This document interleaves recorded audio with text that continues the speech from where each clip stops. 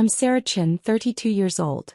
3 weeks ago, I was lying in a hospital bed with internal bleeding, 3 broken ribs, and a ruptured spleen after a drunk driver T-boned my car at an intersection. My 2-year-old daughter Emma was at daycare when it happened, safe and unharmed. But I wasn't going to be picking her up. The paramedics were telling me I needed emergency surgery within the hour, or I might not make it. From the ambulance, with an oxygen mask half covering my face and my hands shaking, I called my mother. "Mom," I managed to say through the pain. "I've been in a car accident. I need emergency surgery. Can you please pick up Emma from daycare and watch her? I'm at Mercy General." There was a pause. Then my mother's voice came through, annoyed and inconvenienced. "Sarah, this is really bad timing. Your father and I are leaving for our Caribbean cruise tomorrow morning. We've had this planned for months. You know how much we've been looking forward to this with your sister." I couldn't believe what I was hearing. "Mom, I have internal bleeding. They're taking me into surgery. Emma needs someone." "You're always so dramatic about everything," she cut me off. "I'm sure it's not as serious as you're making it sound. You probably just have some bruises. Can't you call one of those babysitting services? We have our cruise, Sarah. 14 days with your sister and her family. We're not missing that for your drama." The paramedic beside me was staring at my phone with an expression I'll never forget. Pure disbelief mixed with disgust. "Mom, please. I'm begging you. Emma is 2 years old. She needs family. We are family, which is why you should understand how important this trip is to us. Your sister specifically requested we come. She's already there waiting for us in Miami. I'm not disappointing her because you got into a fender bender. Figure it out yourself. You're an adult." The line went dead. I stared at my phone, blood seeping through the temporary bandages the paramedics had applied to my side. The female paramedic gently took the phone from my hand. "Honey," she said softly, "let's focus on getting you stabilized. Do you have anyone else?" I didn't. My ex-husband had abandoned us when Emma was 6 months old, moved across the country and hadn't sent a single child support payment. My father always just went along with whatever my mother said. My sister Melissa? She was already in Miami, probably sipping cocktails on the beach, waiting for our parents to join her on their luxury family vacation. The one I apparently wasn't important enough to be included in. Before I tell you what happened next, if you're enjoying this story, I'd really appreciate it if you could like and subscribe. But only if you're genuinely connecting with this. Now let me tell you about the decision I made in that ambulance. "I need to make a call," I told the paramedic. My voice was steadier now, ice cold with clarity. I pulled up a premium nanny service I'd heard about from a colleague at work. Despite the pain, despite the fear, I managed to explain my situation. They had someone available immediately. A wonderful woman named Patricia who could pick up Emma within 30 minutes and stay with her for as long as needed. $45 an hour, 24-hour minimum commitment. I didn't hesitate. I gave them my credit card information right there in the ambulance. Then I did something else. Something I'd been thinking about for years but never had the courage to do. I opened my banking app and canceled the automatic monthly transfer. $3,800. Every single month. For the past 8 years and 2 months. I did the math even through the haze of pain. $374,240. That's how much money I'd secretly been sending my parents since I was 24 years old. They thought they were living off my father's pension and Social Security. They had no idea their mortgage, their car payments, their HOA fees, their property taxes, all of it was being paid by the daughter they considered a disappointment. Let me back up and tell you how I got here, because this didn't start with a car accident. This started 32 years ago when I was born and my mother decided I would never be good enough. Growing up, I was always the other daughter.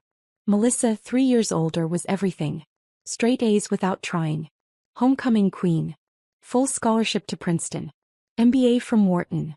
Now a senior executive at a Fortune 500 company pulling in $400,000 a year. My parents' pride and joy. Their success story.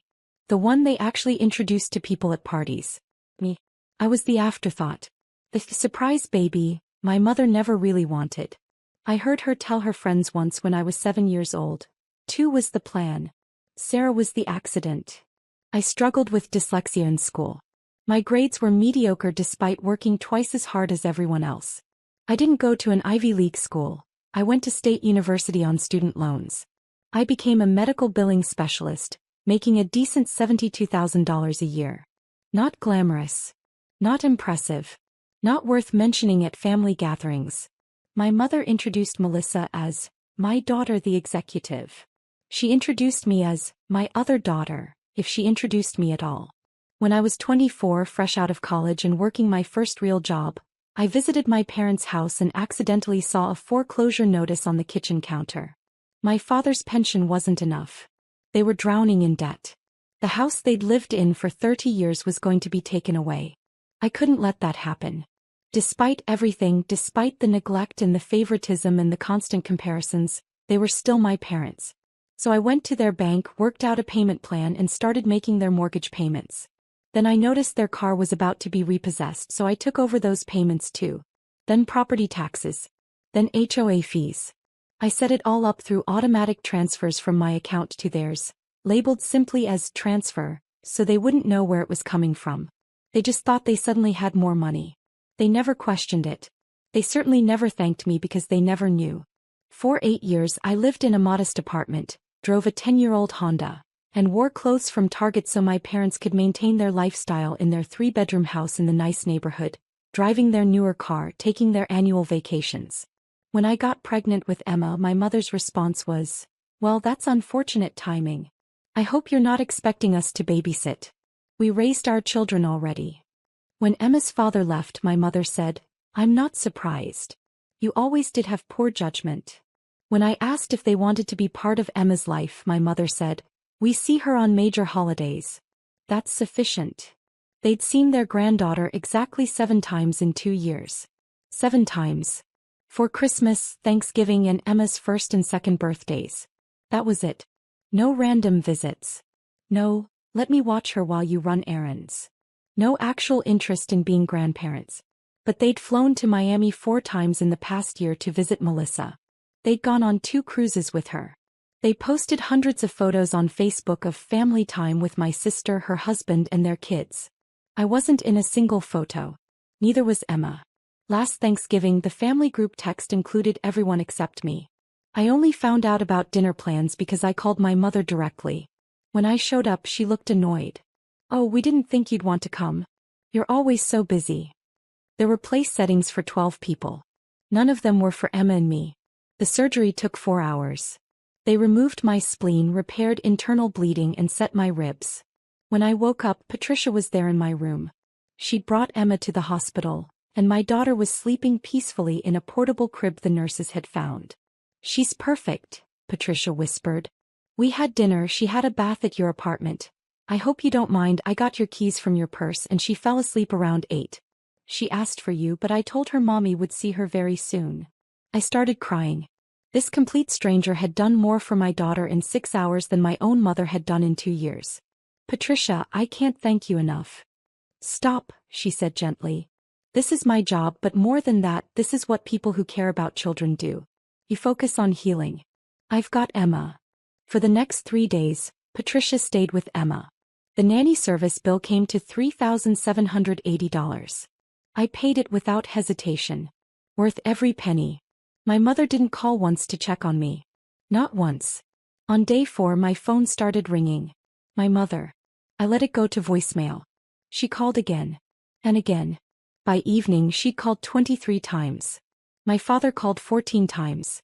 Even my sister called, which was unusual because we barely spoke. I finally answered on call number 31. "Hello. Sarah." My mother's voice was hysterical. "What did you do? What did you do?" "I'm recovering from surgery, Mom. Thanks for asking. Emma's fine, by the way. Also thanks for asking. Don't you dare be sarcastic with me. The mortgage payment didn't go through. Our account is overdrawn. The bank is calling. What is happening?" But there it was. "I canceled the automatic transfer," I said calmly. "What transfer? What are you talking about?" "The $3,800 I've been sending you every month for the past 8 years. I stopped it." Silence. Complete total silence. Then, "That was you." His mom. "That was me. Every month since I was 24 years old. Your mortgage, your car payments, your property taxes, your HOA fees. All of it. $374,240 total. You're welcome. But we thought, your father's investments. Dad doesn't have investments, Mom. He has a modest pension and Social Security. You've been living off my income for almost a decade. And when I needed you for one single afternoon to watch your granddaughter while I had emergency surgery to save my life, you told me you weren't missing your cruise for my drama. Sarah, you don't understand. I understand perfectly. You chose a vacation over your daughter's life. You called a medical emergency drama. You told me to figure it out myself. So I did. I hired a stranger to care for Emma, and I'm cutting you off permanently. Every automatic payment has been canceled. You're on your own now. You can't do this. We'll lose everything. The house, the car. Figure it out yourself, Mom. You're an adult. I hung up. The calls continued. 47 times that day. 52 times the next day. 68 times the day after that. I blocked both my parents' numbers. Then came the emails. The text messages from relatives I hadn't heard from in years. The Facebook messages. All of them said the same thing. How could I be so cruel? How could I abandon my parents? How could I let them lose their home? Not one of them asked how I was recovering. Not one asked about Emma. Not one acknowledged that my mother had refused to help during a medical emergency. I was released from the hospital after 6 days. Patricia helped me get settled at home with Emma, made sure I had everything I needed, and gave me her personal number, just in case. I paid her a $500 bonus. He cried and hugged me. 2 weeks after the accident, I got a call from an unknown number. I almost didn't answer, but something made me pick up. Is this Sarah Chin? A professional female voice. Yes. This is Gloria Martin. I'm a social worker at Mercy General. I was reviewing some cases from recent weeks and I came across something concerning. May I speak with you about your emergency admission on October 3rd? My heart sank. Were they investigating me? Had someone reported me for something? Of course, I said cautiously. I see here that you were admitted with life-threatening injuries from a car accident. You underwent emergency surgery. Your chart notes that you called your mother for help with childcare and she refused. Is that correct? Yes, that's correct. And you then hired a private nanny service from your hospital bed? Yes. Patricia was wonderful. My daughter was perfectly cared for. I'm not questioning that at all, Gloria said quickly. I'm actually calling because one of our ER nurses flagged your case. She was concerned about the family dynamics. Would you be willing to meet with me? I think there's something you should know. We met 3 days later at a coffee shop near the hospital. Gloria was a woman in her 50s with kind eyes and a direct manner. She didn't waste time on small talk. Sarah, what I'm about to tell you is something I think you need to hear, but it's not going to be easy. I've been a social worker for 27 years. I've seen thousands of cases of family neglect, abuse, and dysfunction. Your case stood out to me because it's what we call covert emotional neglect from parental figures with narcissistic tendencies. I must have looked confused because she continued. Your mother's response to your emergency wasn't just selfish. It was pathological. A normal parent, even one who's not particularly close to their adult child, would respond to a medical emergency. The fact that she didn't, combined with what our nurse overheard about your financial support of them, suggests a deeply dysfunctional dynamic. I just thought she was always kind of self-centered, I said weakly. Sarah, has your mother ever acknowledged your accomplishments? Celebrated your achievements? Showed genuine interest in your life? I thought about it. Really thought about it. No, I finally said. Never. Has she ever compared you unfavorably to your sister? Constantly. Has she ever made you feel responsible for her happiness or well-being? I thought about the 8 years of payments. The guilt I felt even now for stopping them. Yes. Gloria nodded. What you've been experiencing is called golden child/scapegoat dynamics. Your sister is the golden child, can do no wrong, represents success. You're the scapegoat, blamed for problems, expected to give without receiving, never quite good enough. And you've been financially supporting this dynamic, literally paying for the privilege of being treated poorly.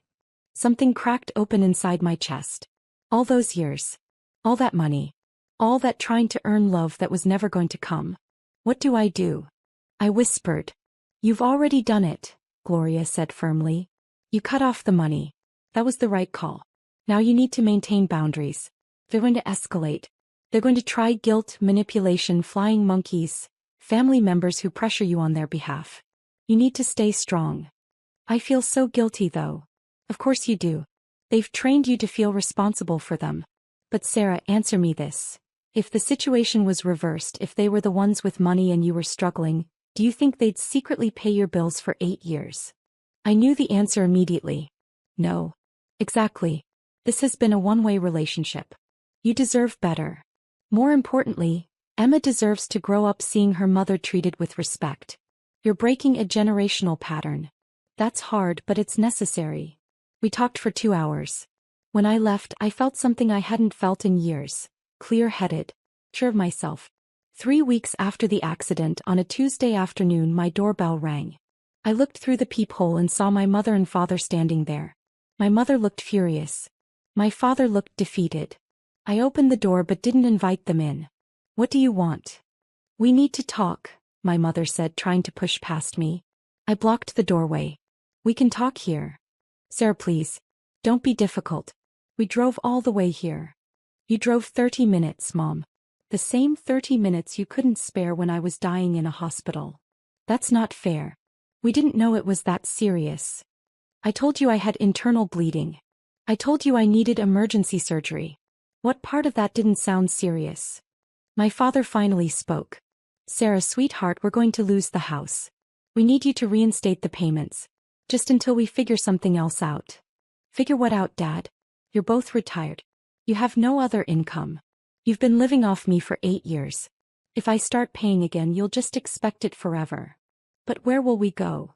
My mother's voice hit that whining tone I'd heard my whole life when she wasn't getting her way. I don't know, Mom. Maybe you can stay with Melissa. She's the successful daughter, right? The one worth spending time with. Melissa doesn't have room.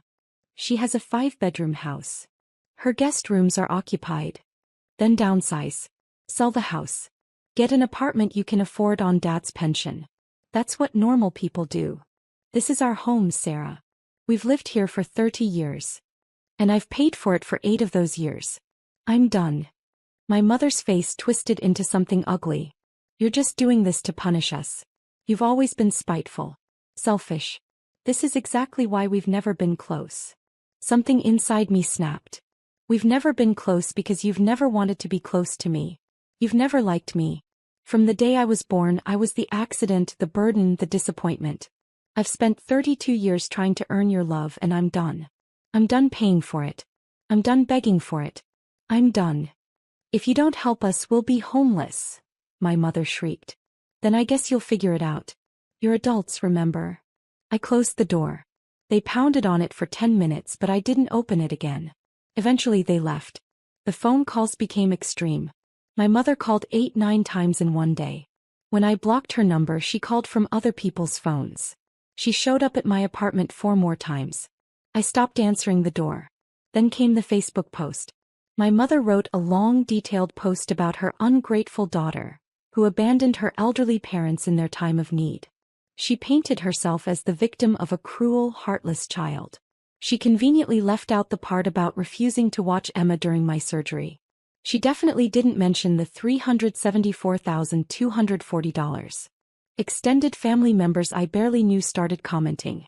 Family should help family. Elders deserve respect. How could you? I didn't respond to any of it. Gloria had warned me this would happen. Don't defend yourself on social media, she'd said. People who want to believe you're the villain will believe it no matter what you say. The people who matter will see the truth. He was right. 3 of my cousins reached out privately. We saw your mom's post, but we also noticed she wouldn't say what actually happened. What's the real story? I told them. All of it. The 8 years of payments. The cruise. The refusal to help with Emma. The complete lack of concern for my well-being. Their responses were similar. Oh my God, I had no idea. That's awful. You did the right thing. But publicly my mother's narrative dominated. I was the ungrateful daughter. The family villain. Fine. I could live with that. 6 weeks after the accident, I was mostly healed physically. The emotional healing was ongoing. I'd started seeing a therapist who specialized in family trauma. It helped. Then something unexpected happened. I got a call from a number I didn't recognize. When I answered, an elderly male voice said, "Sarah? This is your grandfather. Your mother's father. Don't hang up." I'd never met my maternal grandfather. He and my grandmother had divorced when my mother was young, and there'd been some kind of major falling out. My mother never talked about him except to say he was dead to the family. "Grandpa Frank," I said cautiously. "That's right. I know this is out of the blue, but I need to talk to you. Your mother doesn't know I'm calling. Can we meet?" We met the next day at the same coffee shop where I'd met Gloria. Frank was 78, sharp as a tack, and didn't pull punches. "I heard about what happened," he said after we ordered coffee.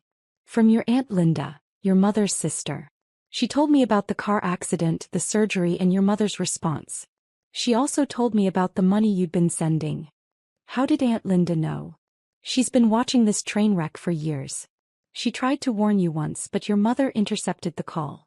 "Did you ever get a message from Linda about 5 years ago?" I vaguely remembered my mother mentioning that her sister had called but was spreading lies and I shouldn't talk to her. I'd never questioned it. "I thought as much," Frank said grimly. "Sarah, I need to tell you something about your mother. She's my daughter and I love her, but she's not a good person. Never has been. She was diagnosed with narcissistic personality disorder when she was 19. Refused treatment. It destroyed my marriage to her mother because we disagreed on how to handle it." He took a sip of coffee and continued. "She's done this before. Found someone to financially support her while treating them like garbage. She did it to her first husband, your sister's biological father. Did you know Melissa has a different dad?" "I didn't." "What? Your mother was married before your father. Her first husband, Richard, supported her for years while she treated him like dirt. Constantly compared him to other men, made him feel worthless, but kept him around for his money. When he finally left, she moved on to your father. He's a good man but weak. He'll never stand up to her." "Why are you telling me this?" "Because you need to know it's not you. It's never been you. She's incapable of genuine love or empathy. You could be a Nobel Prize winner and she'd still find something wrong with you because the problem isn't what you do, it's what you are to her. Your supply. You're a source of money and someone to feel superior to. That's all you've ever been to her." I sat there stunned. "What you did by cutting off the money. That was exactly right. She's going to lose the house. They're already in foreclosure proceedings. Your father called me last week begging for help. I told him the same thing I'm telling you.